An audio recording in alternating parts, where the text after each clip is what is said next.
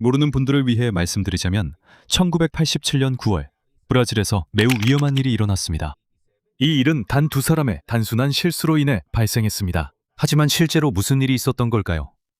이 사건이 얼마나 심각했을까요? 그리고 이 두 사람이 무엇을 했기에 이렇게 많은 사람들에게 큰 비극을 초래했을까요? 그것이 바로 우리가 알아볼 내용입니다.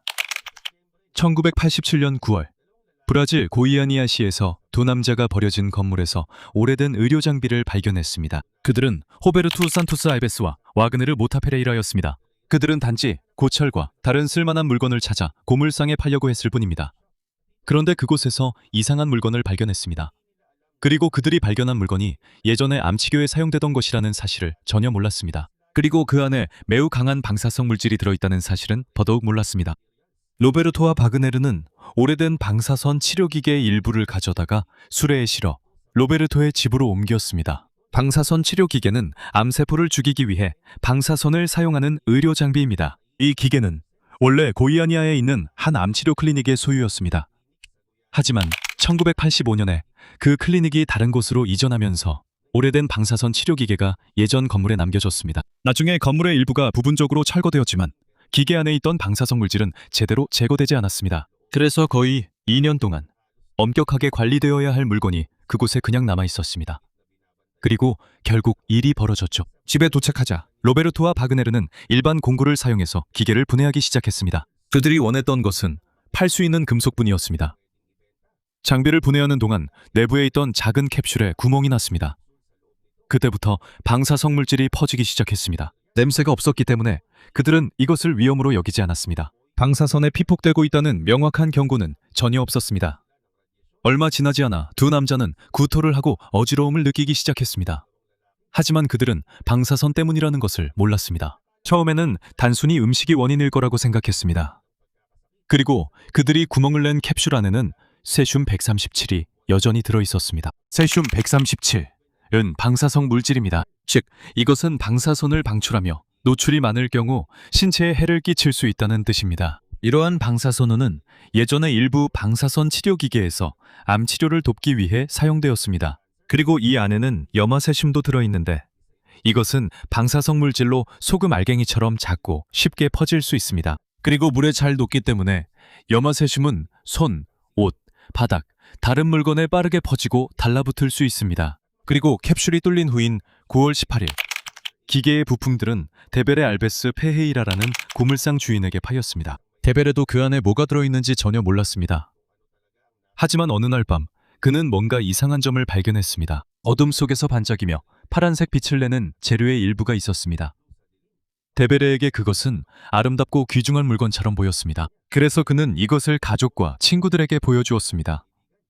여기서 문제가 더 심각해졌습니다. 반짝이는 재료의 작은 조각들이 이미 다른 사람들에게 옮겨졌습니다. 몇몇은 손으로 이것을 만졌습니다. 어떤 사람은 작은 조각들을 집으로 가져가기도 했습니다. 그리고 이것이 방사능 물질인 줄 몰랐기 때문에 그들에게는 그 반짝이는 물질을 만지고 다른 사람들에게 보여주는 것이 당연한 일이었습니다. 불과 며칠 만에 세슘은 많은 사람들과 장소로 퍼졌습니다. 원래 방사선원에 있던 염화세슘은 약 93.g에 불과했습니다. 이것은 작은 유리잔에 담긴 양보다도 적은 양입니다. 하지만 방사능 물질은 적은 양이어도 위험할 수 있습니다. 문제는 그 위험성이 매우 크다는 것입니다. 그리고 캡슐이 열리면 세슘 클로라이드는 쉽게 퍼집니다. 파란빛 때문에 상황은 더 위험해졌습니다. 사람들은 두려워하기보다는 오히려 더 호기심을 가졌습니다. 사람들은 그 빛나는 가루가 특별하거나 좋은 것이라고 생각했습니다. 몇몇 사람들은 그 빛을 보기 위해 작은 양을 피부에 바르기도 했습니다. 그래서 그들은 외부 피폭만 당한 것이 아니었습니다. 몇몇 사람들은 세슘이 손이나 음식, 다른 물건에 묻은 뒤 그것을 삼키기도 했습니다. 한편 그 물질을 만진 사람들은 계속해서 아프기 시작했습니다. 구토를 하는 사람도 있었고 설사를 하거나 어지러움을 느끼는 사람도 있었습니다. 그리고 상처가 생기거나 피부에 문제가 생긴 사람들도 있었습니다. 하지만 의사들과 가족들은 방사성 물질이 퍼졌다는 사실을 몰랐기 때문에 왜 사람들이 동시에 아프기 시작하는지 바로 이해하지 못했습니다. 사람들이 세슘이 얼마나 위험한지 아직 모르는 동안 이 물질은 디비어의 가족과 친구들에게 계속 퍼졌습니다. 며칠 만에 그의 가족 중 20명 이상 이 방사성 물질에 가까이 가거나 만졌습니다. 작은 조각들도 다른 집으로 옮겨졌습니다. 가장 큰 피해를 입은 사람 중 한 명은 데비어의 친척인 6살 레이디 다스네버스 페레이라였습니다. 레이디는 반짝이는 가루를 보고 그냥 글리터라고 생각했습니다. 세슘이 그녀의 손과 몸에 묻게 되었습니다. 그녀가 식사하는 동안 방사선 물질도 그녀의 몸속으로 들어갔습니다. 얼마 지나지 않아 그녀는 구토를 하기 시작했습니다. 또 다른 친척 한 명도 세슘을 만진 후 버스 운전사로서 자신의 일터로 돌아갔습니다. 아직 아무도 진짜 위험을 모르고 있었기 때문에 오염된 사람들은 계속해서 다른 사람들과 접촉했습니다. 시간이 지날수록 많은 사람들이 같은 증상을 보이기 시작했습니다. 누군가는 구토를 하고 누군가는 설사를 하며 심한 무기력증을 겪는 사람도 있었고 피부에는 상처와 화상이 나타났습니다. 하지만 의사들은 곧바로 방사선이 원인이라고 생각하지 못했습니다. 일부 환자들은 처음에 식중독이나 열대병으로 의심받았습니다. 이렇게 생각하는 것이 정상적이었습니다. 왜냐하면 아무도 도시에 방사성 물질이 퍼져 있다는 사실을 몰랐기 때문입니다. 하지만 비슷한 사례가 계속 늘어나자 몇몇 의사들은 의심을 품기 시작했습니다. 그들은 방사능이 진짜 원인일지도 모른다고 더 많이 말하기 시작했습니다. 그리고 어느 날 폐품 창고 주인의 아내인 마리아 가브리엘라 역시 그 빛나는 물질을 만진 많은 사람들이 아프기 시작했다는 것을 알아차렸습니다. 이 때문에 마리아 가브리엘라는 그 물질이 사람들의 증상과 관련이 있을지도 모른다고 의심했습니다. 그래서 그녀는 방사선 치료기에서 남은 부품과 그 빛나는 물질이 들어있는 가방을 보건소로 가져갔습니다. 그들은 그 안에 들어있는 것이 방사능 물질이라는 사실을 아직 몰랐습니다. 그래서 가방을 다른 사람들과 조금 떨어진 마당의 의자 위에 잠시 두었습니다. 다음 날인 9월 29일 그 물건을 조사하기 위해 의료물리학자가 불려왔습니다. 의료물리학자는 방사선에 대한 지식을 의학과 안전에 활용하는 전문가입니다. 그는 정부 기관에서 방사선 탐지기를 빌렸습니다. 가방에 직접 다가가기 전에 탐지기를 먼저 켰습니다. 탐지기는 즉시 측정할 수 있는 최고 방사선 수치를 표시했습니다. 그는 처음에는 탐지기가 고장난 줄 알고 다시 돌아가서 다른 기기를 가져왔습니다. 그가 돌아왔을 때도 똑같은 일이 일어났습니다. 수치가 바로 최고치로 찼고 그제서야 그는 그곳에 매우 강한 방사성 물질이 있다는 것을 확인했습니다. 소방관들이 도착하자 상황은 더욱 위험해졌습니다. 그들은 가방 안에 무엇이 있는지 아직 몰랐기 때문에 그것을 가져가서 버릴 계획이었습니다. 그것을 강에 버리려고 했지만 물리학자들이 막았습니다. 만약 방사성 물질을 강에 버렸다면 오염이 더 넓게 퍼질 수도 있었습니다. 이후 당국은 신속하게 움직였습니다. 보건소에 있던 사람들을 대피시켰습니다. 전문가들도 드베레의 고물상에 갔습니다.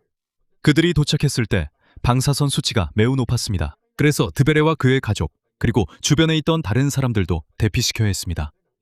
여러 정부기관에 연락을 했고 브라질 국가원자력기관에도 상황을 알렸습니다. 에너지위원회, 즉 국가의 원자력 및 방사선 안전을 책임지는 기관입니다.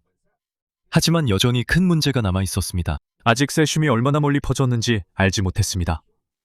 여러 집에 조각들이 전달되었고 오염된 옷도 있었습니다. 버스를 탄 사람들도 있었고 병원에 간 사람들도 있었습니다. 그리고 가족과 친구들과 접촉한 사람들도 있었습니다. 그래서 그들은 방사성 물질뿐만 아니라 오염되었을 수 있는 모든 장소와 사람들도 찾아야 했습니다. 이 사실을 알게 된 후 고이아니아의 올림픽 스타디움을 주요 선별구역으로 지정했습니다. 방사선에 노출되었을까 걱정하는 사람들은 그곳으로 가도록 했습니다. 그들은 한 사람씩 방사선 탐지기로 검사를 받았습니다. 몸이나 옷에서 오염이 발견되면 그들은 반드시 세척과 추가 검사를 받아야 했습니다. 더 높은 노출이 확인된 사람들은 병원으로 이송해야 했습니다. 이때 당국은 문제의 진짜 규모를 보기 시작했습니다. 이제 더 이상 한 고철 야적장이나 한 가족의 문제가 아니었습니다. 버려진 클리닉에 남겨진 작은 방사성 물질이 이미 여러 집과 많은 사람들에게 퍼진 상태였습니다. 이제 정부는 누가 안전한지, 누가 오염되었는지, 그리고 고이아니아에서 어떤 지역을 폐쇄하고 정화해야 하는지 알아내야 했습니다. 점점 더 많은 사람들이 검사를 받기 위해 올림픽 스타디움으로 몰려들면서 당국은 오염된 사람들을 분류하기 시작했습니다. 피부나 옷에 방사성 물질이 묻은 사람들은 샤워를 시키고 옷을 갈아입혔습니다. 그들이 입고 있던 옷은 세슘이 다른 사람들에게 퍼지지 않도록 별도의 봉투에 담았습니다. 단순한 세척만으로도 큰 도움이 됩니다. 많은 경우 피부와 옷에 묻은 오염된 먼지를 제거하면 몸에 남아있는 방사선 수치가 크게 감소합니다. 하지만 세슘을 삼키거나 들이마신 사람들에게는 그렇게 간단하지 않습니다. 세슘이 몸 안으로 들어가면 단순히 씻는 것만으로는 충분하지 않습니다. 그들은 병원에서 관찰과 치료를 받아야 합니다. 몸이 방사성 물질을 서서히 배출하는 동안 말이죠. 한편 남아있는 방사성 물질은 보건소에서 안전하게 격리해야 합니다. 당국은 남아있는 세슘 소스에서 나오는 방사선을 차단하고 막기 위해 무거운 재료를 사용했습니다. 이후 해당 지역의 방사선 수치는 크게 감소했습니다. 사람들에 대한 조사가 계속되는 동안 누가 정말로 심하게 노출되었는지도 점차 밝혀졌습니다. 조사된 모든 사람들 중 249명이 신체 내부 또는 외부에서 방사능 오염이 발견되었습니다. 그들 중 20명은 상태가 더 심각해서 병원으로 이송되어야 했습니다. 가장 심각한 사례들 중 많은 사람들이 방사선 화상을 입었습니다. 피부가 붓고 빨갛게 된 사람도 있습니다. 물집이 생긴 사람도 있습니다. 그리고 일부는 세슘에 오랫동안 접촉해서 신체 부위의 피부와 조직이 손상되었습니다. 가장 심각한 사례 중 하나는 세슘 조각을 직접 만지거나 몸 가까이에 둔 사람들입니다. 방사선이 매우 강하기 때문에 아주 작은 조각이 오랫동안 피부에 닿아 있어도 깊은 손상을 일으킬 수 있습니다. 하지만 신체적인 부상만이 문제가 된 것은 아닙니다. 고이아니아 사람들에게 세슘이 방사능 물질이라는 소식이 전해지자 두려움이 빠르게 퍼졌습니다. 많은 주민들은 방사선이 어떻게 퍼지는지 잘 이해하지 못했습니다. 이미 정화가 끝나 몸에 방사성 물질이 남아있지 않은 사람들에게조차 다가가기를 두려워하는 이들도 있었습니다. 6살 소녀 레이데 다스네베스 페헤이라가 사망하자 두려움은 더욱 커졌습니다. 레이데는 식사 중에 세슘을 만지고 삼킨 아이였습니다. 그녀는 심각한 방사선에 노출되었고 결국 몸이 이를 견디지 못했습니다. 그녀의 장례식을 준비할 때 일부 주민들은 그녀의 시신이 묘지와 땅을 오염시킬까봐 두려워 장례에 반대했습니다. 묘지 근처에서는 큰 시위까지 벌어졌습니다. 그럼에도 불구하고 그녀의 시신을 안전하게 안치할 수 있도록 특별히 제작된 관을 사용해 장례가 진행되었습니다. 레이데뿐만 아니라 다른 사람들도 사망했습니다. 강한 방사선 노출로 인해 사망한 4명 중에는 그녀의 이모 마리아 가브리엘라 페에이라도 포함되어 있습니다. 그녀는 가족이 아픈 원인이 빛나는 물질 때문이라고 처음으로 의심했던 여성입니다. 고물상에서 일하던 두 남성도 세슘에 직접 노출되어 사망했습니다.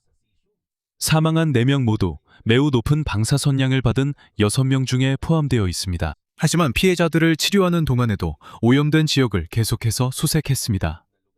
당국은 세슘이 다녀간 모든 집, 고물상, 장소를 다시 방문해야 했습니다. 그들은 방사선 탐지기를 사용해 방사성 물질의 아주 작은 조각까지도 찾아냈습니다. 병의 진짜 원인을 알아낸 지 며칠 만에 방사선이 발생하는 주요 장소들이 확인되고 통제되었습니다. 이로 인해 더 많은 사람들이 노출되는 것을 막을 수 있었습니다. 하지만 문제가 끝난 것은 아니었습니다. 주요 방사성 원천이 통제되었지만 고이아니아에는 여전히 많은 집, 땅, 물건, 그리고 쓰레기들이 조사와 정화가 필요했습니다. 그리고 브라질의 다음 큰 문제는 세슘이 다시 퍼지지 않도록 도시에서 오염을 어떻게 제거할 것인가였습니다. 그리고 여기서 고이아니아에서의 대대적인 정화 작업이 시작되었습니다. 남아있는 세슘을 제거하는 것만으로는 충분하지 않았습니다. 방사성 물질이 도시 전체에 어디로 퍼졌는지도 찾아야 했습니다. 당국은 방사능 탐지기가 장착된 헬리콥터를 이용해 하늘에서 고이아니아의 넓은 지역을 조사했습니다. 탐지기가 장착된 차량들도 도로를 돌며 방사능 수치가 높은 곳을 찾았습니다. 조사 결과 85채의 집에서 심각한 오염이 발견되었습니다. 일부 집들은 진공 청소기, 물, 그리고 다른 방법들을 사용해 방사성 물질을 제거하며 청소되었습니다. 하지만 일부 집들은 오염이 너무 심해 청소만으로는 충분하지 않았습니다. 그래서 7채의 집과 건물의 일부 구역을 철거해야 했습니다.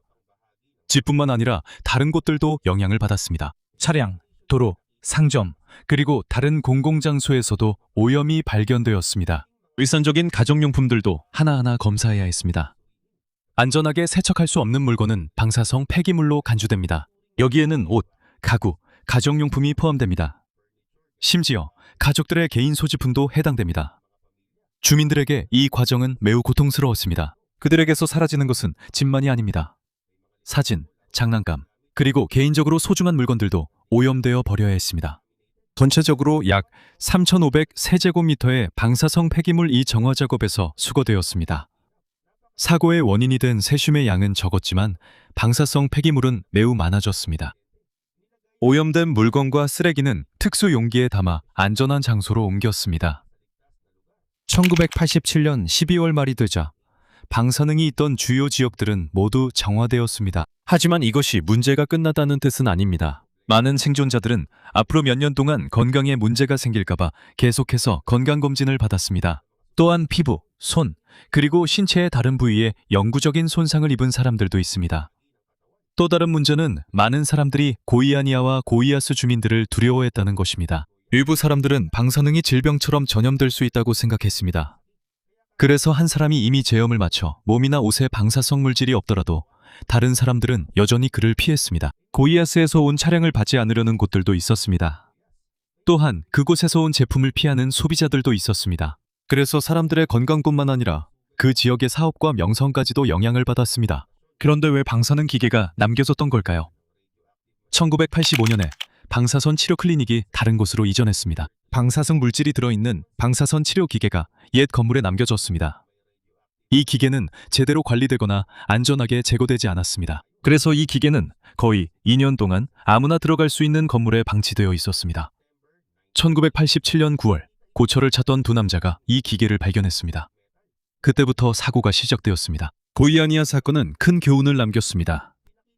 이 사건은 원자력 발전소에서 사고가 나지 않아도 큰 방사능 재앙이 일어날 수 있다는 것을 보여주었습니다. 심지어 오래된 의료기계 하나도 안에 방사성 물질이 남아있으면 매우 위험해질 수 있습니다. 사고 이후로 병원, 공장, 연구시설에서 사용되는 방사성 물질을 엄격하게 관리하는 것이 더욱 중요해졌습니다. 정부와 전문가들은 이러한 물질이 분실되거나 남겨지지 않도록 반드시 확인해야 합니다. 왜냐하면 이런 물질이 일반 쓰레기나 고철로 오인되면 위험을 모르는 사람의 손에 들어갈 수 있기 때문입니다. 고이아니아에서 바로 그런 일이 일어났습니다. 세슘을 본 사람들은 그것이 방사능 물질이라는 사실을 몰랐습니다. 그들에게는 단지 신기하게 빛나는 물질로만 보였던 것입니다. 하지만 방사능 물질이 방치되고 제대로 관리되지 않았기 때문에 4명이 사망했고 더 많은 사람들이 병에 걸렸습니다. 오염도 여러 집과 장소로 퍼졌습니다. 그래서 고이아니아에서 일어난 일에서 얻을 수 있는 가장 중요한 교훈은 단순합니다. 방사능은 눈에 보이거나 냄새가 나지 않아도 위험할 수 있다는 것입니다. 그리고 방사성 물질은 사용부터 안전하게 보관하거나 폐기할 때까지 철저하게 관리되어야 합니다. 브라질 고이아니아에서 일어난 일은 단 한 번의 사례가 아닙니다. 세계 다른 지역에서도 방사성 기계가 방치되거나 분실되거나 그 위험성을 모르는 사람들에게 넘어간 경우가 있습니다. 그리고 많은 경우에 비슷한 일이 반복되었습니다. 이것을 평범한 철로 착각해서 고물상으로 가져가 분해했습니다. 그리고 사람들이 진짜 위험을 알기도 전에 이미 일부 사람들이 매우 강한 방사선에 노출된 상태였습니다. 이런 사례 중 가장 큰 예 중 하나는 멕시코에서 일어났습니다. 1977년 멕시코 후아레스시의 한 병원이 미국에서 오래된 방사선 치료기를 구입했습니다. 고이아니아의 기계처럼 이런 장비도 암 치료에 사용됩니다. 하지만 이 안에는 다른 방사성 물질이 들어있습니다. 이 기계에는 코발트 60이 들어있었습니다. 코발트 60은 매우 강한 방사선을 방출할 수 있는 방사성 물질입니다. 병원에 아직 이 기계를 사용할 충분한 장비가 없었기 때문에 일단 창고에 보관해 두었습니다. 몇 년이 지나면서 그 기계는 거의 잊혀졌습니다. 1983년에 한 작업자가 그것을 발견했습니다. 그는 기계에 금속이 가치가 있다는 것은 알았지만 안에 방사성 물질이 들어있는지는 몰랐습니다. 그래서 그는 그 기계를 고철로 팔기 위해 가져갔습니다. 기계를 옮기는 동안 코발트 60이 들어있는 부분이 파손되었습니다.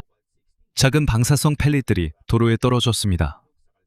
하지만 그게 가장 큰 문제는 아니었습니다. 남은 기계는 고물상으로 옮겨졌고 결국 그 금속은 제강 공장으로 들어가게 되었습니다. 거기서 방사성 물질이 고철과 함께 녹여져서 새로운 강철을 만드는 데 사용되었습니다. 즉, 방사성 물질이 새로운 강철 제품에 섞이게 된 것입니다. 공장에서 일부는 건물과 주택의 콘크리트 보강재로 사용되는 철근으로 만들어졌습니다.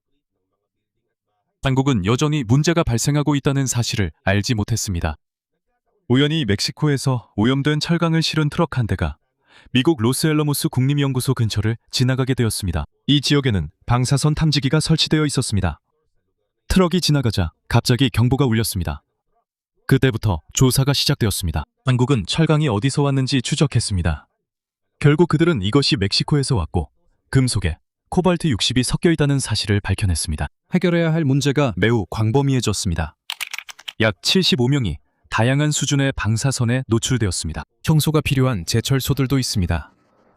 그리고 800채가 넘는 집에서 건설에 사용된 철강에 방사성 물질이 포함되어 있는 것이 발견되었습니다. 그 집들 중 많은 곳이 철거되어야 했습니다.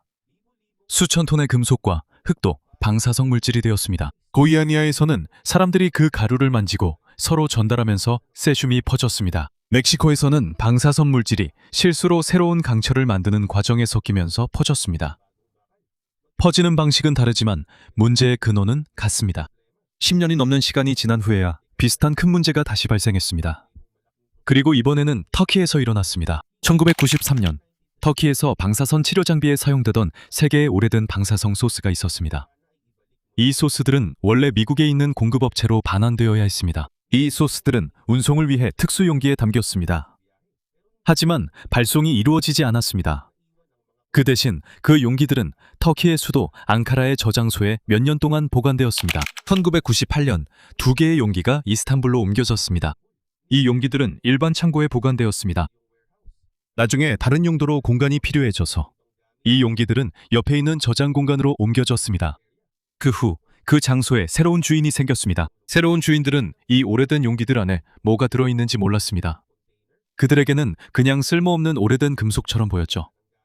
그래서 이 용기들은 고철로 팔렸습니다. 그 컨테이너 중 하나는 고철 사업을 하는 한 가족에게 넘어갔습니다. 그들은 안에 있는 철과 납을 얻기 위해 무거운 컨테이너를 분해하기 시작했습니다. 분해하는 과정에서 방사선을 막아주던 보호 덮개가 제거되었습니다. 그곳에서 그들은 안에 있던 코발트 60에 직접 노출되었습니다.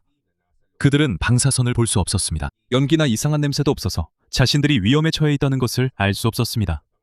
얼마 지나지 않아 그들 중 일부는 메스꺼움을 느끼기 시작했고 구토를 하기 시작했습니다. 하지만 그들은 곧바로 방사선이 원인이라고 생각하지 못했습니다. 그들은 자신들이 납에 중독되었거나 다른 병에 걸렸다고 생각했습니다. 그래서 방사성 물질은 며칠 동안이나 고물상에 남아 있었습니다. 나중에서야 의사들은 환자들의 증상이 이상하다는 것을 알아차렸습니다. 그때부터 조사가 시작되고 방사선의 근원을 찾기 시작했습니다. 당국은 코발트 60 선원을 찾아내어 안전하게 회수했습니다.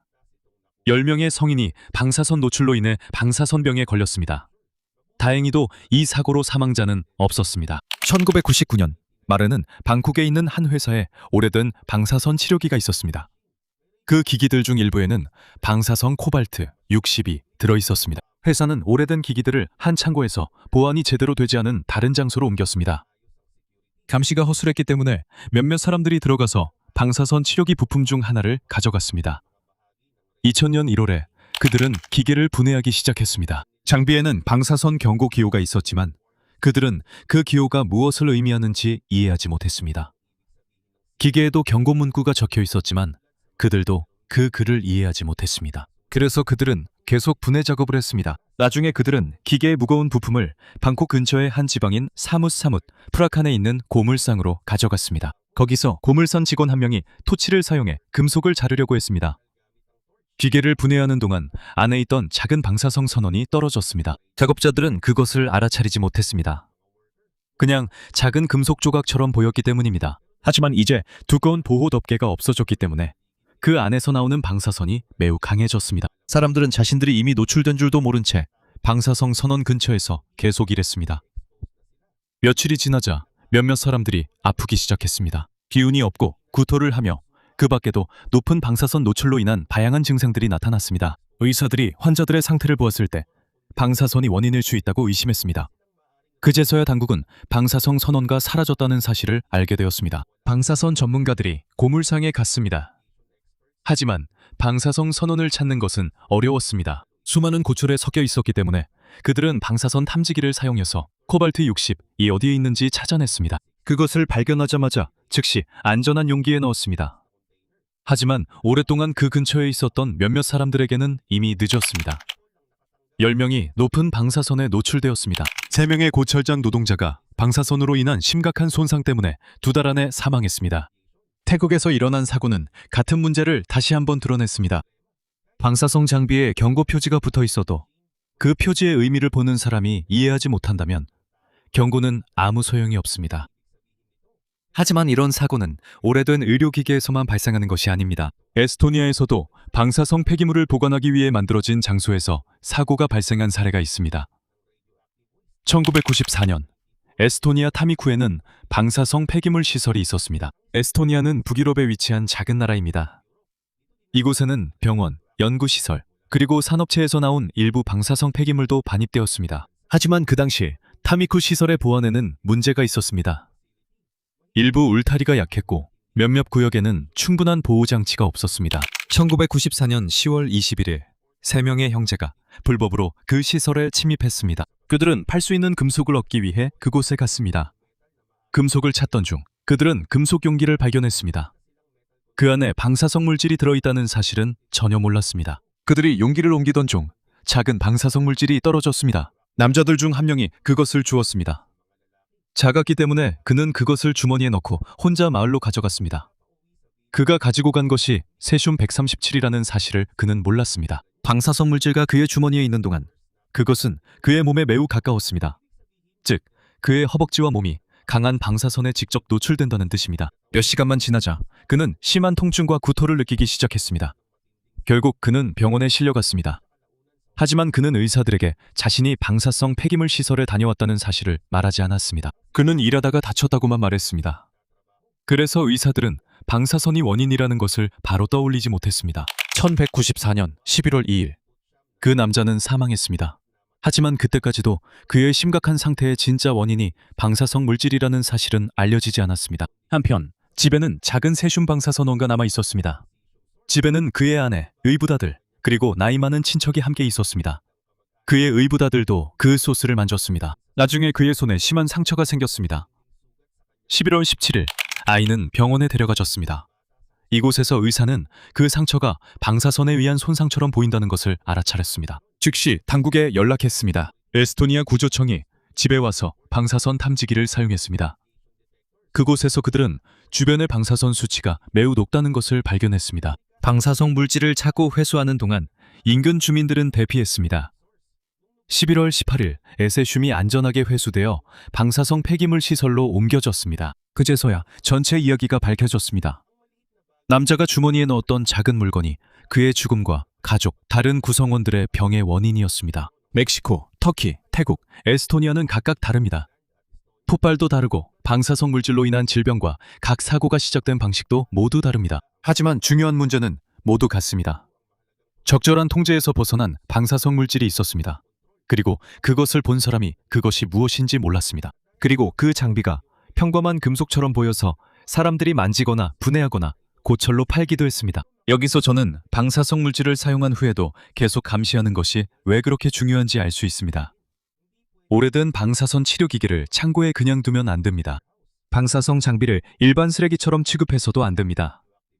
안에 방사성 물질이 남아있는 한 기계를 몇 년 동안 사용하지 않았더라도 여전히 위험할 수 있습니다. 그리고 이것이 바로 이러한 사고들이 가이아나에서 일어난 일과 큰 공통점을 가지는 부분입니다. 재앙은 원자로가 폭발해서 시작된 것이 아닙니다.